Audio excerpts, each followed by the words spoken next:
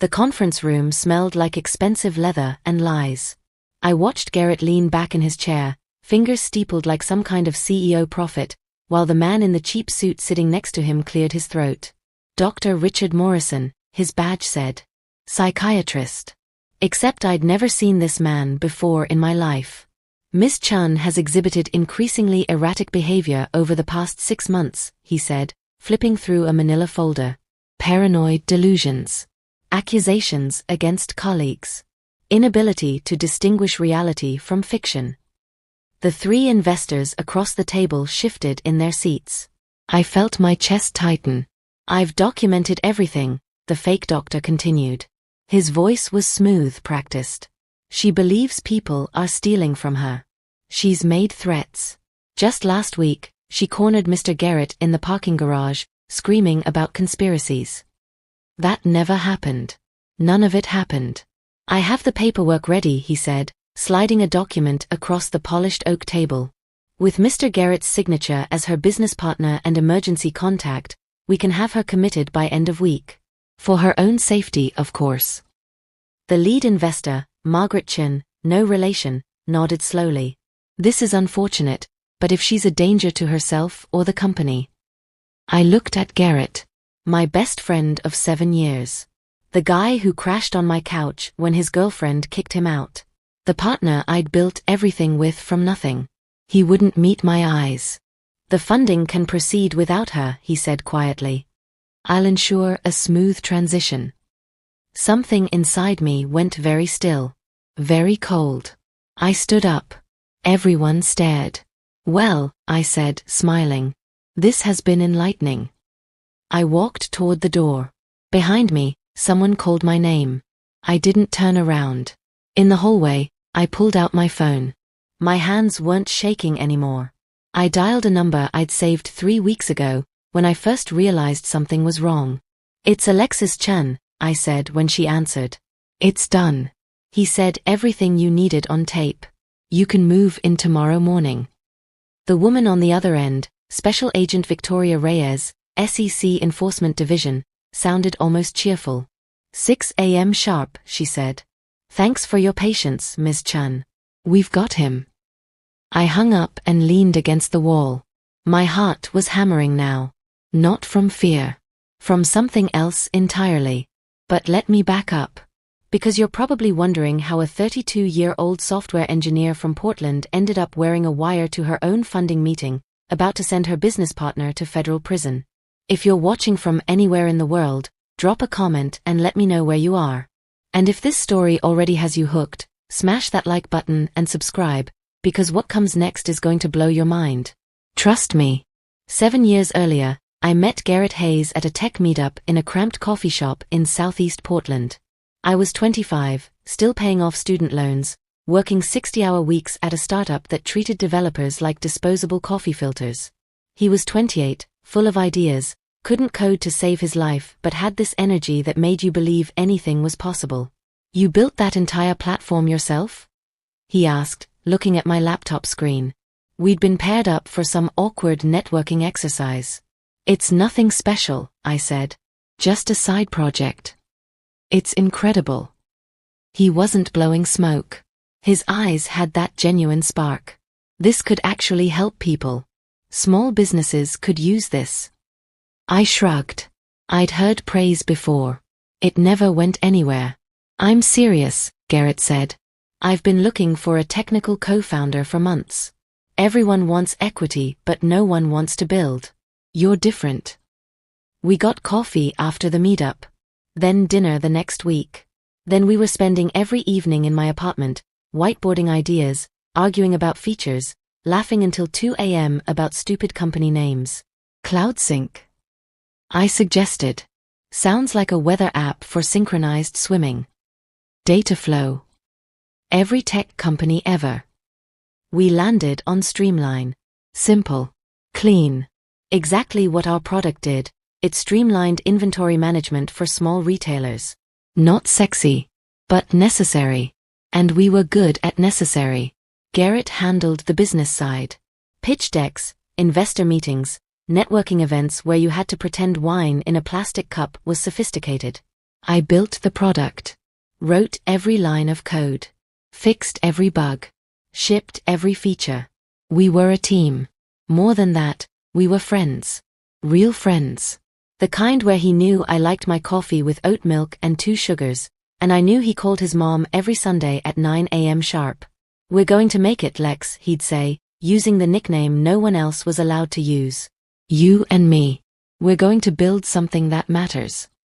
I believed him. God help me, I believed every word. 18 months in, we landed our first client. A boutique in Northwest Portland. Then 3 more. Then 12. Revenue wasn't huge, but it was real. We weren't paying ourselves much, but we were paying ourselves. That felt like winning. "We need to start thinking bigger," Garrett said one morning. We were in our first real office, a cramped space above a ramen shop that smelled perpetually of pork broth. Angel investors. Series of funding. Already. I frowned at my screen. "We're barely profitable." That's exactly when you raise money. To scale. To hire. To become what we're meant to be. He said it like poetry. Like prophecy. "Okay," I said. "But we do this together. Equal partners. 50-50, always." "Always," he promised. That was year 2. By year 3, we had 8 employees.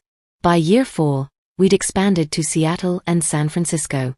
By year 5, we were a real company. Revenue in 7 figures. Clients across the West Coast. And that's when Garrett started suggesting I skip certain meetings. "This one's just preliminary," he'd say. "Financial projections, boring stuff. Focus on the product launch." I should probably be there anyway. "Trust me, Lex. I've got this. You're better at what you do, I'm better at what I do. Let's stick to our strengths."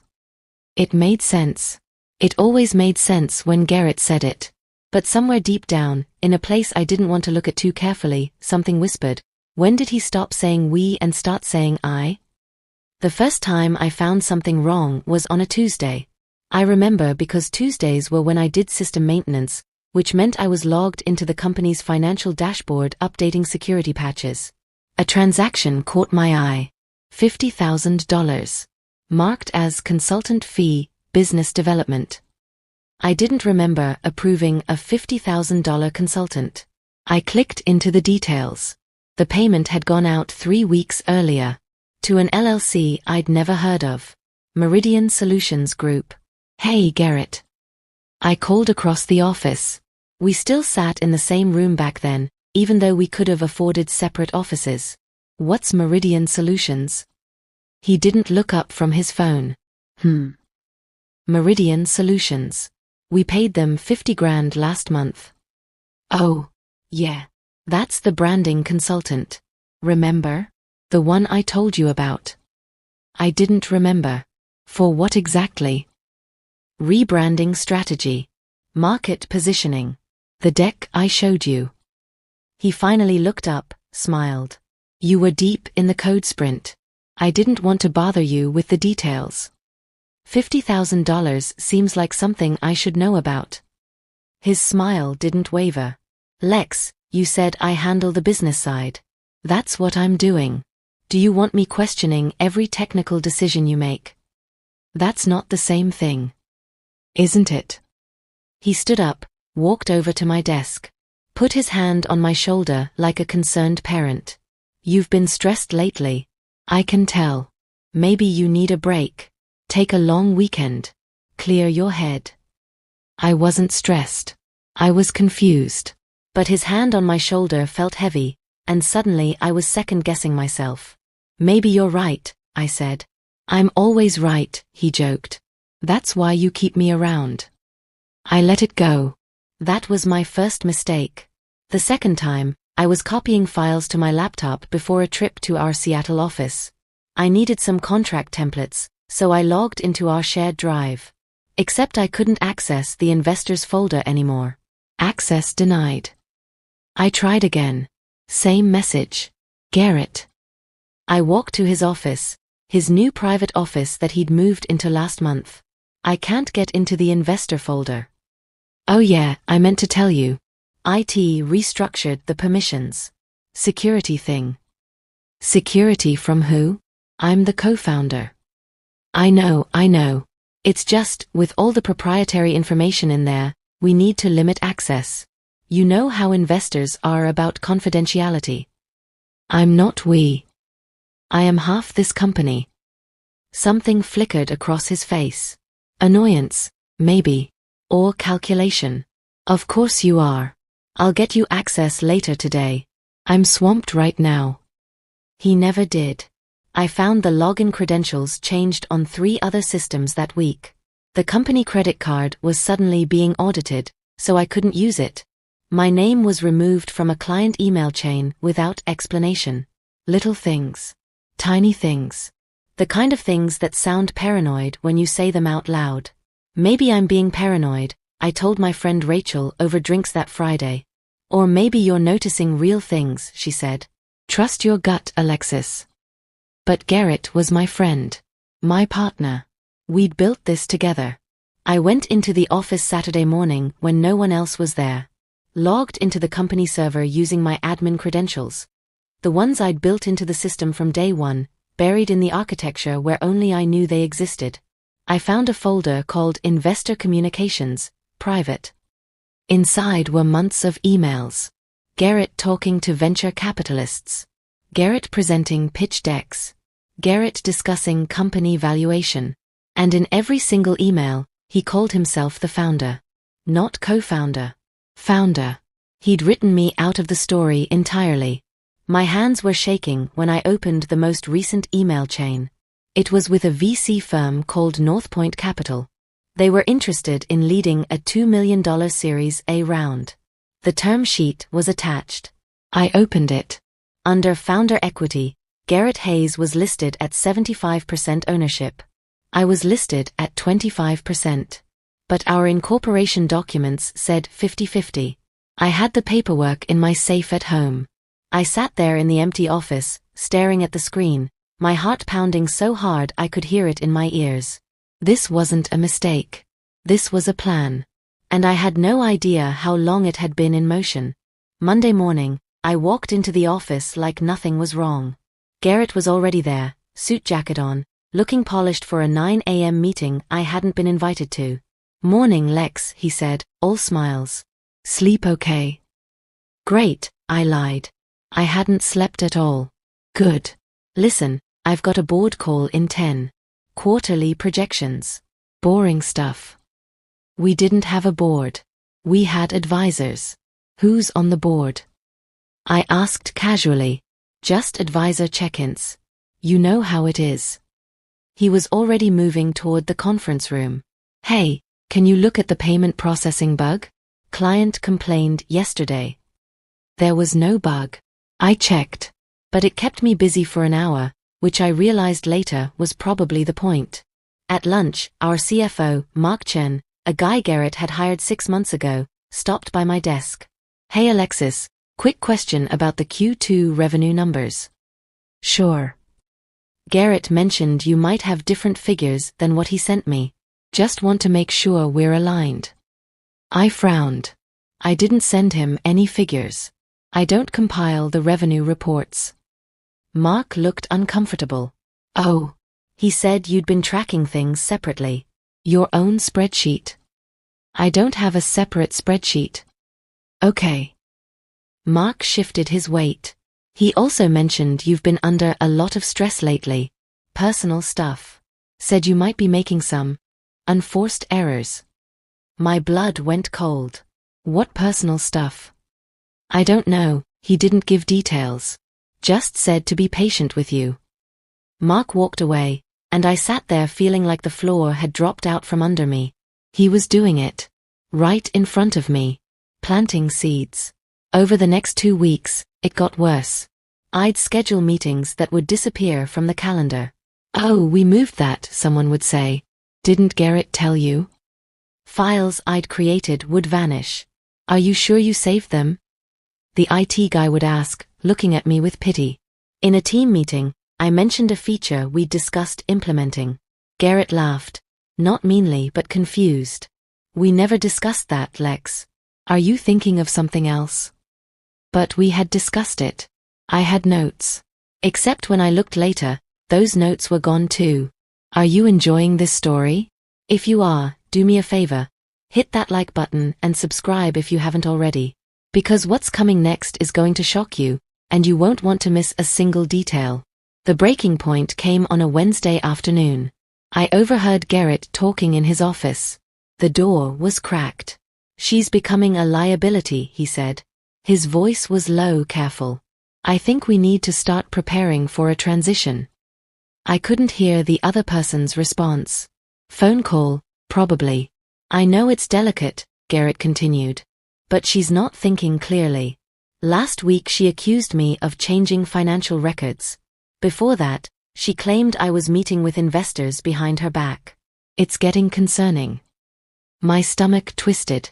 He was talking about me. And he was lying. The documentation is all there, he said. Strange emails. Missed meetings. Erratic behavior. HR has a whole file. When the time comes, we'll have everything we need. There was a pause. Then, don't worry, she won't be a problem much longer. I backed away from the door. Walked quickly to the bathroom. Locked myself in a stall and tried to breathe. This was really happening. My best friend, my partner, was systematically destroying my credibility. Building a paper trail that made me look unstable. But why? I pulled out my phone with shaking hands and opened my banking app. Our business account showed healthy revenue. Growing, even. So it wasn't about company failure. I logged into our investor portal, the one I still had access to, barely. Looked at the cap table. The ownership structure. And then I saw it.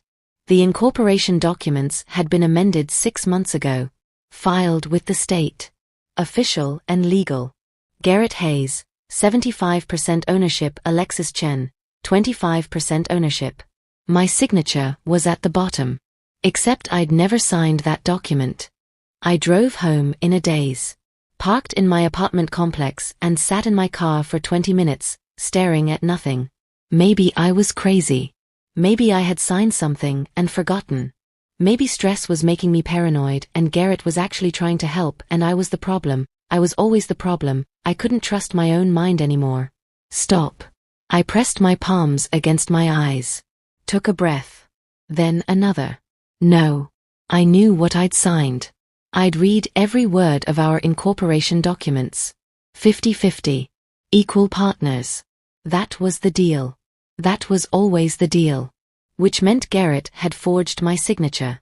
Which meant this was fraud. The clarity hit me like cold water. This wasn't in my head. This was real. Criminal.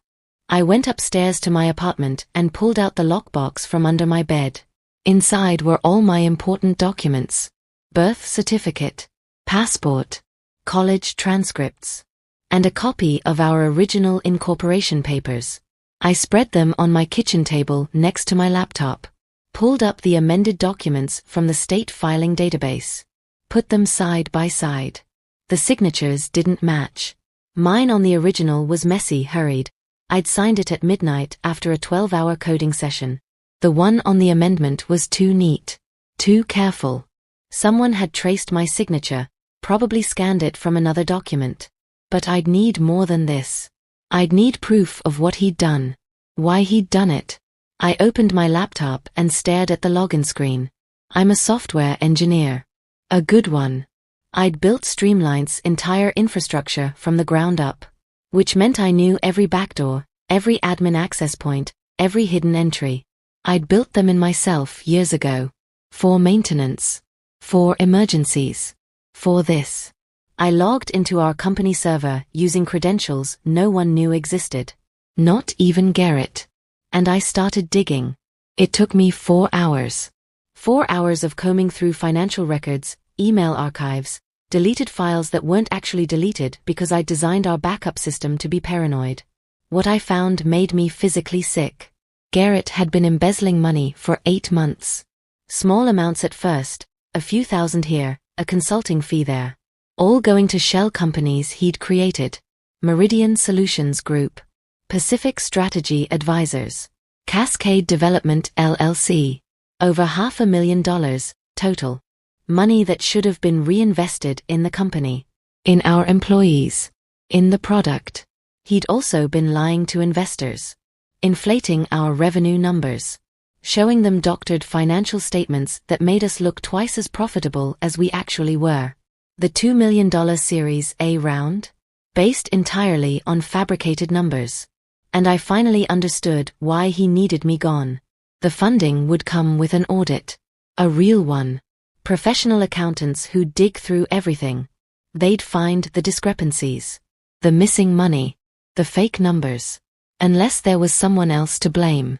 Someone who'd been acting erratically. Missing meetings. Making accusations. Someone with a history of mental instability, documented by HR and confirmed by colleagues. Someone who could take the fall while Garrett walked away clean with his 75% ownership and $2 million in fresh capital. I sat back in my chair, my whole body numb. He'd been planning this for months. Maybe longer. Every strange meeting, every changed password, every "you seem stressed" comment, it was all building toward this. Make me look crazy. Forge documents. Steal my company. Blame me for the fraud. It was almost brilliant. Almost. Because he'd forgotten one thing. I wasn't just a co-founder. I wasn't just his friend. I was the person who built the system. I knew where every byte of data lived. And I just downloaded all of it onto an encrypted drive. I picked up my phone and scrolled through my contacts. Stopped at a name I hadn't called in 3 years. Victoria Reyes. We'd gone to college together. She'd gone into law, then federal enforcement. Last I heard, she worked for the SEC's fraud division in San Francisco. I typed out a text. Hey Victoria. Long time. I need advice about a situation at my company. Can we talk? She responded in 5 minutes. Call me now. I told her everything. The embezzlement. The forged documents. The gaslighting campaign. All of it. There was a long silence when I finished. How much evidence do you have? She asked. All of it. Financial records. Emails. Everything. And you got this how? I'm the system administrator. I have legal access. Another pause. This is serious, Alexis. If what you're saying is true, we're talking securities fraud. Wire fraud. Forgery. He could go to prison. I know. We'll need more than digital records. We'll need him to incriminate himself. On tape. My heart started pounding. What do you mean? I mean, Victoria said slowly, if you're willing to wear a wire, we could get him to confess. Especially if he thinks he's won. People get cocky when they think they're about to close the deal. The funding meeting, I whispered. It's in 2 weeks. Perfect. That's when he'll be most confident. Most likely to slip up. I could hear her typing. I'll need to bring this to my supervisor. Get approval. But Alexis, if you do this, there's no going back. Are you sure? I thought about 7 years of friendship. Late nights and shared dreams and believing in something together. Then I thought about forged signatures and stolen money and being called crazy to my face. I'm sure, I said. Okay. Victoria's voice was firm. Let's take him down. But first, I had to survive the next 2 weeks without Garrett realizing I knew. And that's when the real performance began. The hardest part wasn't wearing the wire. It was pretending everything was normal. I showed up to work the next morning with coffee and a smile. Garrett was in the kitchen, and I forced myself to walk up to him like nothing had changed. Morning, I said. Sorry, I've been weird lately. I think you're right. I need to take better care of myself. He looked surprised. Then relieved. Hey, no worries. We all get overwhelmed sometimes. Yeah. I took a sip of coffee to avoid looking at his face. I was thinking, maybe I should sit out the investor meetings. Let you handle that side of things. I'll focus on product. His whole body relaxed. That's probably smart. Play to our strengths, right? Right. I wanted to throw the coffee in his face. Instead, I smiled and went to my desk. Over the next week, I played the part perfectly. Quiet. Compliant. A little scattered, but not too much. Just enough that when he finally made his move, everyone would remember I'd been off lately. Meanwhile, Victoria was building the case. She'd gotten approval from her supervisor at the SEC. They wanted Garrett, but they needed him on tape admitting to the fraud. Wire fraud alone could get him 10 years. You'll need to get him talking about the money, Victoria told me during one of our secret phone calls. I was in my car, parked 3 blocks from the office. Ask questions that make him explain what he did. What if he doesn't take the bait? He will. Guys like this love to brag. Especially when they think they've won.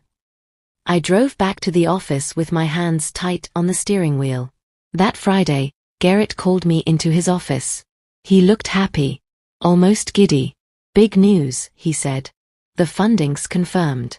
$2 million, led by North Point Capital. They're sending the term sheet next week. That's amazing, I said, and I meant it. Not for him. For what was about to happen. There's one thing though. He leaned back in his chair. They want to do a full audit before closing. Standard procedure for this size of round. I watched his face carefully. Will that be a problem? No. Everything's clean. He said it too quickly. But I'm going to need you to sign off on some financial documents. Just formality stuff. Sure. Whatever you need. He smiled. The smile of someone who thought he'd already won. I went home that night and pulled out the encrypted drive. 17 gigabytes of evidence. Bank transfers. Forged signatures. Emails where he called himself the sole founder. Messages to shell companies he'd created. All of it organized into folders with timestamps and source documentation. I'd spent 3 nights building this archive, barely sleeping, running on coffee and rage. Victoria had agents ready to move. They just needed one thing, Garrett confessing on tape. The funding meeting was in 6 days. I had a wire fitting scheduled for the morning before. You'll be safe, Victoria promised during our last call. We'll have agents in the building. Unmarked car outside. If anything goes wrong, we pull you out immediately. What if he figures it out? He won't. People like Garrett don't think they can lose. That's their weakness. I wanted to believe her. But I kept thinking about the fake psychiatrist. About commitment papers. About how far Garrett was willing to go. Victoria. My voice came out smaller than I wanted. What if this doesn't work? She was quiet for a moment. Then you walk away. Start over. He doesn't get to win. But I didn't want to start over. I wanted my company back. The one I'd built with my own hands. The one he'd stolen while calling me his friend. Monday morning, I went to the SEC field office in downtown Portland. Unmarked building, 7th floor, secure room. Victoria was there with 2 other agents. They showed me the wire. Smaller than I expected. A thin device that clipped inside my bra, microphone hidden in the fabric. Test, I said, and my voice came through crystal clear on their monitor. Perfect, one of the agents said. Remember, you want him talking about the money. About the forged documents. About anything that proves intent. And if he brings the fake psychiatrist? Even better. Conspiracy charges. They ran me through scenarios for an hour. Questions I could ask. Ways to redirect conversation. Emergency phrases if I needed extraction. I left wearing the wire under a navy blouse and blazer. Professional. Composed. Not at all like someone about to bring down their business partner. The meeting was at 2 p.m. I had 4 hours. I spent them at a coffee shop, reviewing everything one last time. The evidence. The questions. The plan. My phone buzzed. Text from Garrett, see you at 2. Big day. I typed back, can't wait. At 1:30, I walked into our office building. The receptionist smiled at me. Big meeting today, huh? The biggest, I said.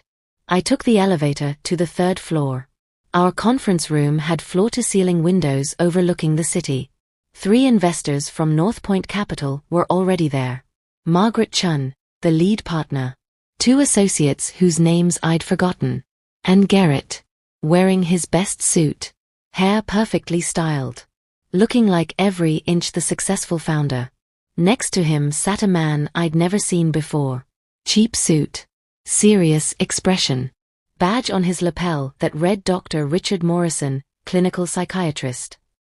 My heart stopped. Then started again, harder. Victoria's voice echoed in my head, if he brings the fake psychiatrist, even better. I walked in smiling. Sorry I'm late, I said, even though I wasn't. And that's when everything went exactly according to Garrett's plan. Except this time, I was ready. The fake doctor didn't waste time. 5 minutes into the meeting, right after Garrett finished his opening pitch about company growth and market opportunity, Dr. Morrison cleared his throat. Before we proceed, there's something the investors should know.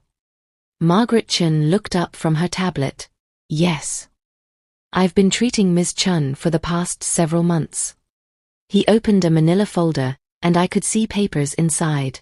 Official looking. Probably fake. She's been experiencing significant psychological distress, paranoid ideation, delusional thinking, accusations toward her colleagues. I sat very still. Every word he said was being recorded. That's a serious allegation, Margaret said, glancing at me. I wouldn't bring it up if I wasn't concerned for her safety and the company's well-being. The fake doctor looked sympathetic. Practiced. She's accused Mr. Hayes of embezzlement, of forging documents, of conspiracy. None of these accusations have any basis in reality. Garrett jumped in, right on cue. I've tried to be supportive. We all have. But it's gotten worse. How so?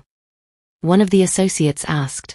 Last week, she cornered me in the parking garage, screaming about how I'd stolen the company from her. Garrett's voice broke slightly. Perfect performance. I'm worried about her. About what she might do. The wire was capturing everything. Every lie. Every fabrication. Miss Chun, Margaret said gently. Is this true? Have you been experiencing these thoughts? This was my moment. I could defend myself. Get angry. Prove them right about the erratic behavior. Or I could give them exactly what they wanted. I let my voice shake. I don't know anymore. Sometimes I think I see things that aren't there. Garrett's been so patient with me.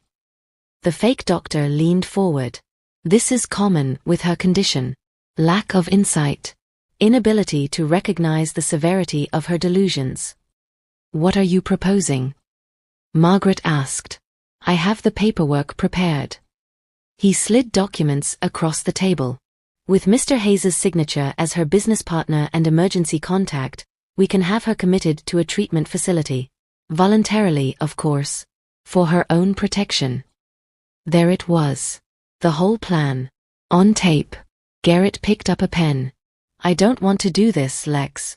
But I think it's what's best for you. He was going to sign commitment papers. Papers that would lock me away while he closed the funding deal and made off with everything. I watched him start to sign. Watched the investors nod sympathetically. Watched the fake doctor look satisfied. Then I stood up.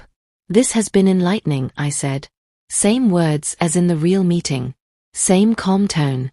Garrett looked confused. Lex, where are you going? I have a phone call to make. I walked out. Down the hall. Into the elevator. Out to the street. My hands were shaking now, but not from fear. From adrenaline. From victory. I pulled out my phone and dialed Victoria. It's done, I said. He said everything. The fake psychiatrist, the commitment papers, all of it. You have him. We're already moving, Victoria said. I could hear activity in the background. Teams are in position. We'll execute the warrant at 6 a.m. tomorrow. His home and office. What do I do now? Go home. Act normal. Don't contact him. Don't give him any reason to suspect. I hung up and stood on the sidewalk, watching people walk past. Normal people having normal days. No idea that 3 floors above them, a man was committing multiple felonies. My phone buzzed. Text from Garrett, "Lex, please come back. We can work this out." Then another, "The investors are leaving. You're making this worse."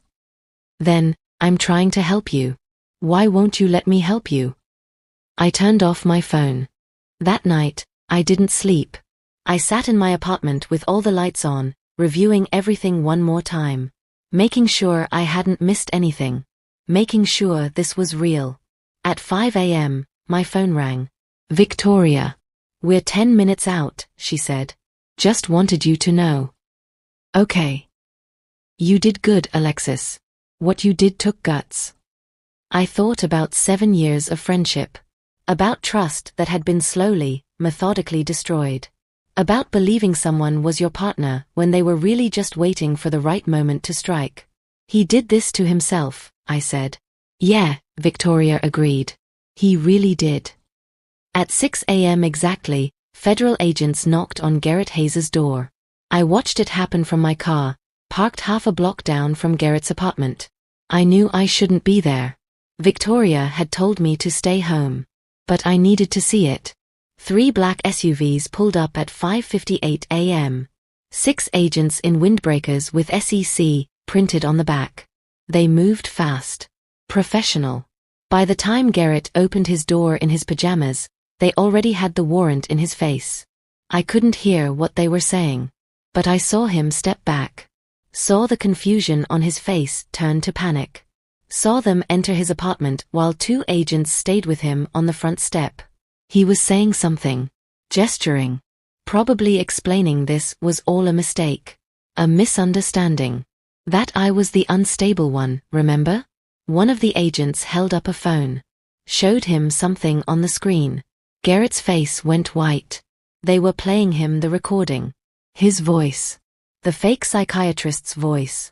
Every word of the fraud, captured in crystal clear audio. I watched him realize he'd lost. They put him in handcuffs at 6:23 a.m. Led him to one of the SUVs. He was still in his pajamas. As they drove past my car, I ducked down. Stupid. They had tinted windows. He couldn't see me. But I could see him. Sitting in the back seat, handcuffed, staring straight ahead like he couldn't quite believe this was happening. 7 years of friendship. Gone in 6 hours. My phone rang. "Victoria. Office raid is complete," she said. "We have the servers, the financial records, everything." The fake psychiatrist was actually an actor friend of his from college. Guys already flipping for immunity. Full confession. What happens now? Garrett's being processed. He'll be arraigned this afternoon. Then we build the case. With everything we have, he's looking at serious time. How serious? Wire fraud, securities fraud, conspiracy, attempted false imprisonment. 10 to 15 years, minimum.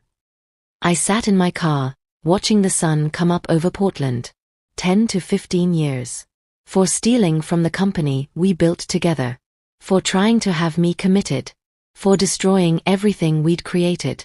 I should have felt happy, triumphant, vindicated. Instead, I just felt tired. "The investors want to meet with you," Victoria said. "North Point Capital. They're pulling the funding from Garrett, obviously. But they want to know if you're interested in continuing. With you as sole CEO. When? Today, if you're up for it. They're impressed you had the courage to expose this." Courage. Sure. That's what we'd call it. I drove to the office at 8 a.m. News vans were already there. Someone had leaked the arrest. Employees were clustered outside, confused and scared. I parked and walked toward them. Everyone turned to stare. "Is it true?" Rachel from marketing asked.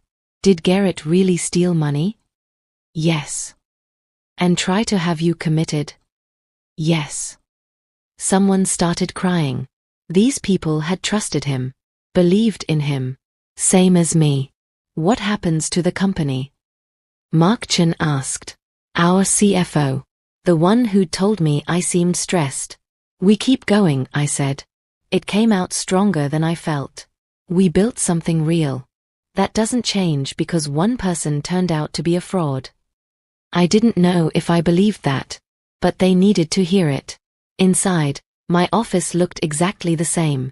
Like the world hadn't just shifted on its axis. Computer on. Coffee cup from yesterday still on my desk. I sat down and opened my laptop. Checked the company accounts. The fake ones Garrett had created were frozen. SEC had seized everything. But the real accounts, the actual company money, those were still there.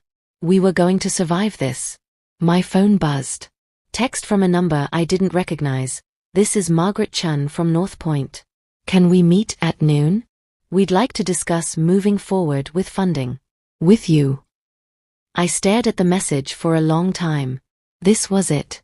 Everything I'd wanted. The company fully mine. The funding secured. Garrett facing justice. I typed back, I'll be there. At 11:30, Victoria called again. There's something you should know, she said. When we searched Garrett's apartment, we found files. Other companies. Other co-founders. My stomach dropped. What? He's done this before. Twice. Same pattern. Build trust, steal equity, gaslight the partner until they leave. You're the first one who fought back. I couldn't breathe. The others just walked away. One moved to Europe. The other changed careers entirely. They thought they were crazy. Thought maybe they really had misremembered the agreements. 2 other people. 2 other companies. 2 other lives destroyed. If you hadn't worn that wire, Victoria said quietly, he'd still be out there. Doing this to someone else. That's when it hit me. This wasn't just about me. It was never just about me. At noon, I met with the North Point investors. They apologized. They offered funding. They promised full support. What you did took incredible strength, Margaret said. Most people would have walked away. You fought for what was yours. I fought for what was right, I corrected. She smiled. That's why we want to invest in you. I signed the term sheet that afternoon. $2 million. Full control. Sole founder and CEO. Everything Garrett had tried to steal, I'd earned back. But the biggest shock was still coming. Garrett's arraignment was 3 days later. I wasn't planning to go. Victoria said I didn't need to. The case was solid without me sitting in a courtroom. But I went anyway. The federal courthouse downtown was cold and imposing. All marble and echoes. I sat in the back row of the gallery, wearing sunglasses even though we were inside. They brought Garrett in wearing an orange jumpsuit. He looked smaller somehow. Diminished. His lawyer, expensive, probably draining what was left of his bank accounts, stood next to him whispering urgently. The judge read the charges. Wire fraud. Securities fraud. Forgery. Conspiracy to commit false imprisonment. Each one carrying years of prison time. How does the defendant plead? Garrett's lawyer leaned close. Whispered something. Garrett shook his head. Whispered back. Not guilty, Your Honor. Of course. He was going to fight it. Try to claim I'd set him up somehow. That the evidence was fabricated. That I was the crazy one after all. The prosecutor, a sharp woman named Diana Torres, stood up. Your Honor, the government requests remand without bail. The defendant has significant financial resources, multiple shell companies in other states, and has demonstrated a willingness to commit additional crimes to cover his tracks. He's a flight risk. Garrett's lawyer argued. Talked about ties to the community. About how his client was innocent until proven guilty. About how this was all a terrible misunderstanding. The judge wasn't buying it. Bail is denied. The defendant will remain in custody pending trial. Garrett's face crumbled. He looked back at the gallery, scanning the crowd. His eyes found mine. For a second, I saw real emotion there. Not anger. Not even fear. Confusion. Like he genuinely couldn't understand how this had happened. I looked away first. Outside the courthouse, Diana Torres caught up with me. Ms. Chen? Do you have a minute? We walked to a coffee shop across the street. She ordered an espresso. I got tea I wouldn't drink. The fake psychiatrist flipped, she said. Full confession. His name is actually Richard Morrison, but he's not a doctor. He's an actor Garrett met in college. They've been friends for years. What did he say? That this was Garrett's third time running this con. There were 2 other victims. Sarah Martinez in San Diego. James Park in Seattle. Same pattern, build a tech company with a technical co-founder, systematically steal their equity, gaslight them into leaving. My hands tightened around the teacup. Did they press charges? They didn't know it was fraud. They thought they'd signed documents they couldn't remember. Thought maybe they really were incompetent or crazy. Both of them just walked away. So he would have kept doing this. Forever, probably. Until someone like you stopped him. Diana leaned forward. But here's what you need to know. When we searched Garrett's storage unit, we found something else. She pulled out her phone. Showed me photos. Documents. Financial records. He wasn't just embezzling from Streamline. He was running a Ponzi scheme with investor money. Taking funds from new investors to pay returns to old ones. The $2 million from North Point? He was going to use it to cover the hole before anyone noticed. I felt sick. How much? $3 million, total. From 17 different angel investors over the past 2 years. But our company only raised. I know. He was telling investors he had exclusive opportunities. Different companies. Different deals. All fake. He was just moving money around to make it look like returns. This was bigger than I'd thought. So much bigger. Those investors are going to lose everything, aren't they? Diana nodded. Most of it, yes. White-collar crime rarely recovers more than 30% of stolen funds. 17 people. 17 families. All trusting Garrett Hayes with their money. Their futures. What's his sentence going to be? With all the charges? 20 years minimum. Probably more. 20 years. Garrett would be almost 50 when he got out.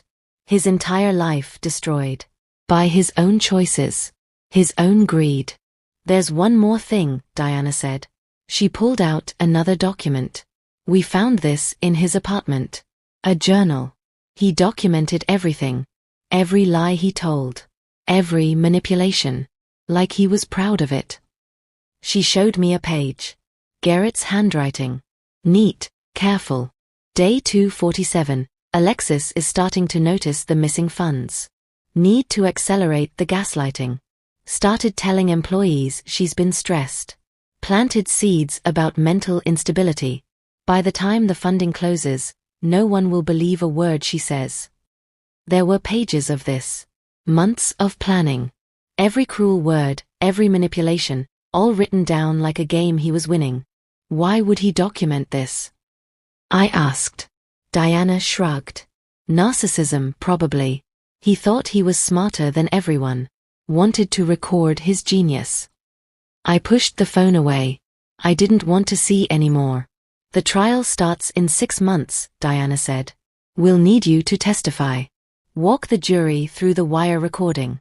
Explain the technical evidence. Okay. This is going to be hard. His lawyer will try to paint you as vindictive. As someone who entrapped him. You need to be ready for that. I thought about 7 years of friendship. About late nights and shared dreams. About believing someone was good when they were just waiting for their moment. I'll be ready, I said. I walked back to my office. The news vans were gone. Employees were inside, working. Trying to move forward. Rachel stopped me in the hallway. Hey, how'd it go? He pleaded not guilty. She shook her head. Of course he did. Guys like that never think they're wrong. Yeah. For what it's worth, Rachel said, we all believe you. We all know what he did. And we're glad you're the one running things now. That night, I stayed late at the office. Alone. Looking at the company we'd built. 53 employees. Clients in 6 states. Revenue growing every quarter. All of it almost destroyed by one person's greed. My phone buzzed. Email from Victoria. Garrett's lawyer is already reaching out about a plea deal. Prosecution is considering it. Thought you should know. A plea deal. So he might not go to trial. Might just admit everything and accept a reduced sentence. Part of me wanted him to fight. To go to trial. To have every lie exposed in public. But another part, the part that was exhausted and heartbroken, just wanted it over. I closed my laptop. Turned off the lights. Locked the office door.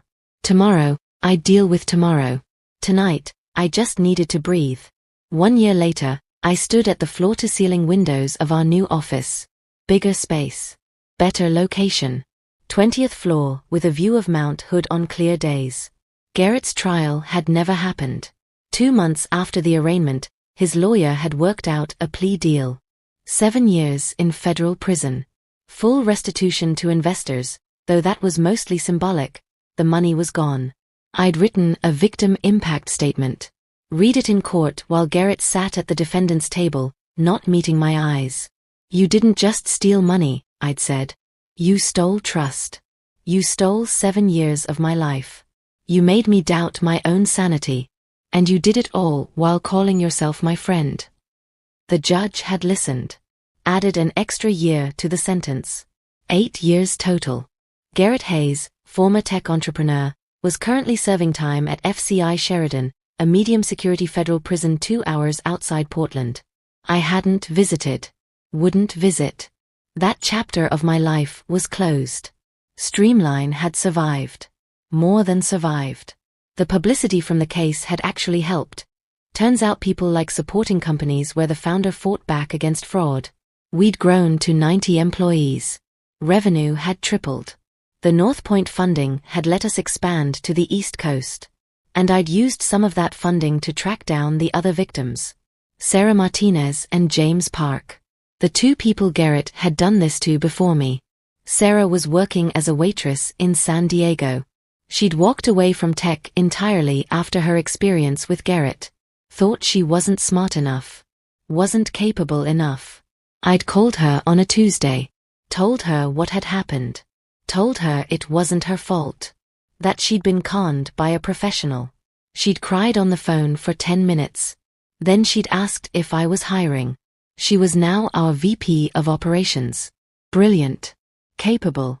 Exactly what she'd always been. James Park had been harder to find. He'd moved to Seattle, changed his name, started over in a completely different industry. When I finally tracked him down and told him the truth, he'd been silent for a long time. I thought I was crazy, he'd said finally. For 5 years, I thought I'd just lost my mind. You didn't, I told him. He was just that good at making people think they had. James didn't come work for Streamline. He'd built a new life and wanted to keep it. But knowing the truth had lifted something off his shoulders. I could hear it in his voice. Now I stood at the window, watching the city wake up. My city. My company. Fully, legally, unmistakably mine. My phone buzzed.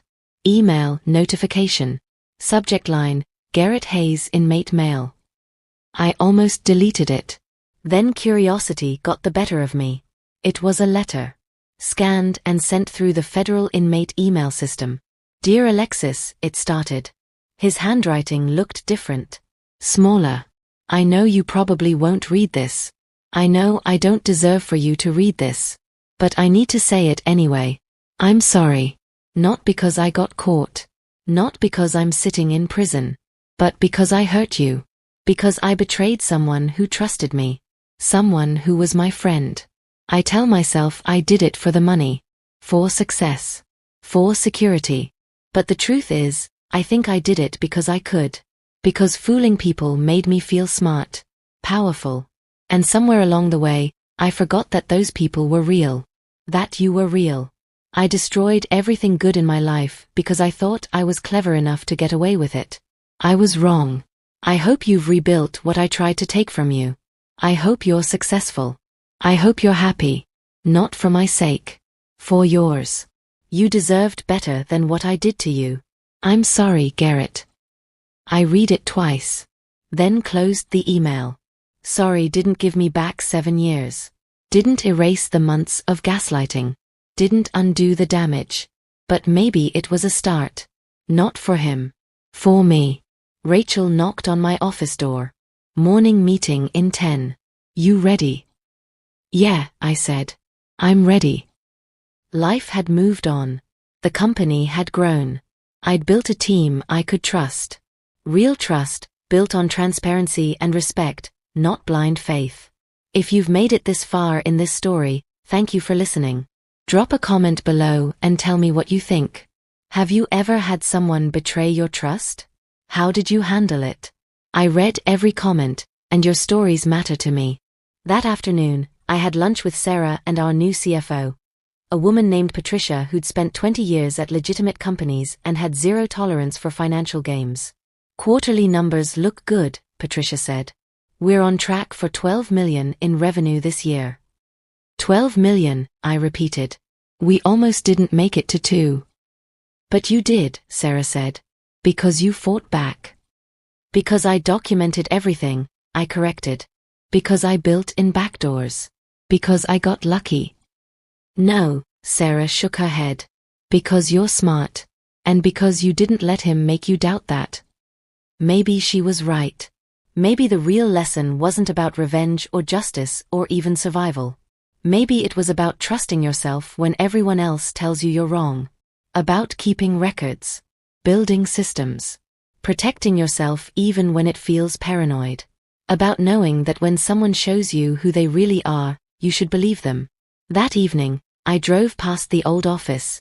The cramped space above the ramen shop where Garrett and I had started everything. There was a new company there now.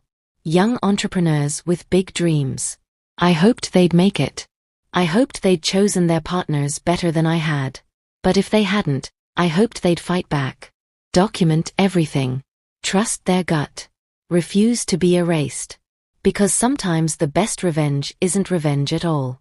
Sometimes it's just refusing to let someone else's cruelty define your story. I pulled up the news on my phone one last time. Searched for Garrett's name. There was one new article. Posted yesterday. Former tech entrepreneur Garrett Hayes sentenced to additional 2 years for obstruction of justice after attempting to intimidate witnesses from prison. I stared at the headline. Then laughed. Couldn't help it. He was still trying to manipulate. Still trying to win. Still convinced he was smarter than everyone else. Some people never learn. I closed the browser and looked at the photo on my lock screen. The Streamline team at our company retreat last month. 90 people. 90 real jobs. 90 lives that depended on this company staying honest and strong. That was my responsibility now. Not revenge. Not vindication. Just building something good. Something real. Something that would last. I started the car and drove toward the new office. Toward the company I'd built twice, once with someone I'd trusted, and once alone. The second time was harder. But it was mine. And nobody could ever take that away from me again. Sometimes your best friend becomes your worst enemy. Sometimes the person you trust most is the one planning your downfall. But sometimes, if you're smart and brave and just a little bit lucky, you get to write the ending yourself. This is how I wrote mine. And I'd do it exactly the same way again.